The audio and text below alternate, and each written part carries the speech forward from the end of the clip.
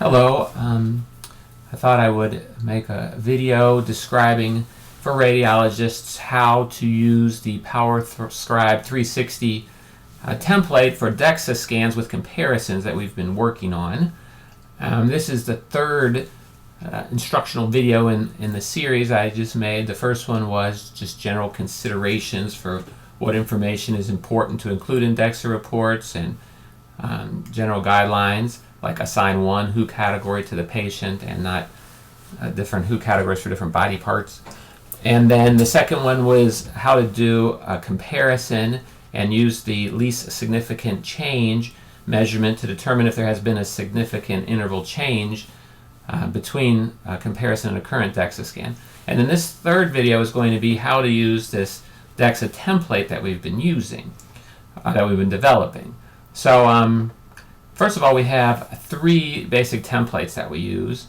This one is that I pulled up here is called the Dexa Comparison. You'll have to load that one manually when you want to use it. It's not a default template.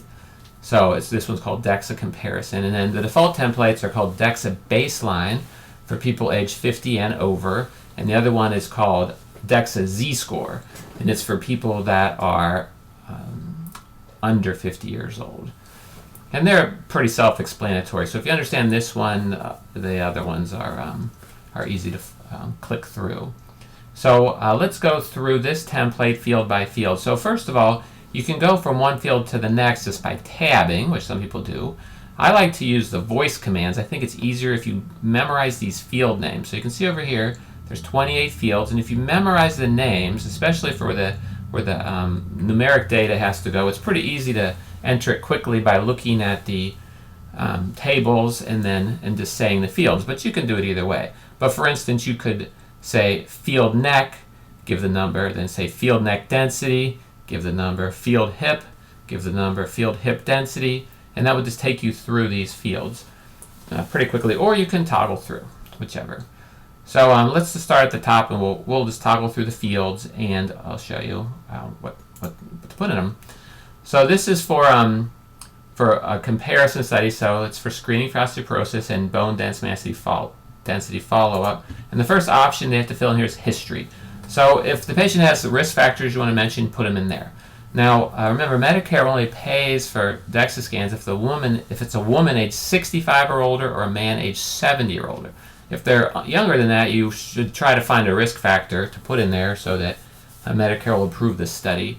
And you can just look at their history form and find a couple of boxes that were checked yes. Then, okay, so the next field is comparison, and just put the data in. Try to pick the most recent comparison as long as it was done on the same machine.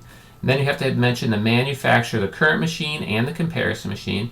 And this is our default logic discovery, but there's a pick list you can pull down and put in the exact machines. Then technical limitations. You want to mention that if there are any. So the default is, this would be the default none. No significant technical limitations. Now notice over here, you see the fields up here, but if the field that you're currently in has a pick list, you'll see the choices, just abbreviated names for what those choices are. You can double click to have those inserted in the blank, or you can just say them. Like if I had the microphone, I could say, once I'm in there, I could just say lumbar sclerosis, and that will come up. So these are little shortcuts to say the name. Now I tried to use, in these pick lists, put sort of approved terminology in there. You can always just highlight the field and speak over it and put in, your own verbiage for that. But always notice these pick lists over here because they will speed things up a lot. All right, so then the next field, let's just put that one back to none. Okay, then we'll toggle to the next field, tab. Selected skeletal site. So what did you measure? So the default is lumbar spine L1 to L4 and left hip. And I don't have a pick list for that because there's so many different options. So we just speak over it if you had to use the hip or wrist or something like that. And then the next field to put in are the least significant change in. This is put in there as the bone mineral density. Put it in there. It's what's listed under the tables, which I showed in the previous video, in grams per centimeter too. Put the one in for the lumbar spine, and then the next field is put the one in for the total hip. And the Hologic reports total hip, but the GE Lunar we have actually does the comparison based on the femoral neck. So you might have to double click the femoral neck for the occasional GE scanner, but usually it's total hip. All right, the next fields in the series of next fields are just the values that we're going to put in off of the tables. In my previous video about comparisons, I said how to handle this interval change in lumbar spine bone mineral density, and then this interval change in hip bone mineral density.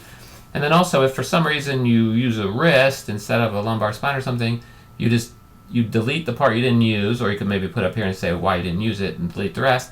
And then you just go over to one of the DEXA DEXA reports is actually an insert called DEXA wrist insert. And you would just double click the DEXA wrist insert, and then all these same values would go in there for the wrist, and you'd modify that a little bit.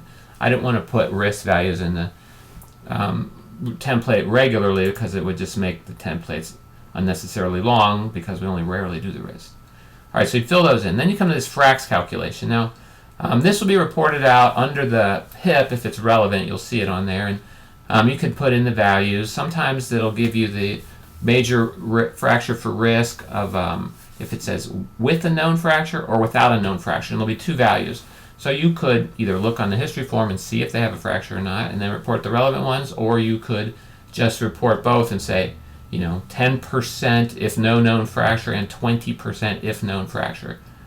So you can provide those. Now, the fracs are, of course, only done on people who have osteopenia or untreated osteoporosis. You don't do it on people who have normal bone density or who are already being treated.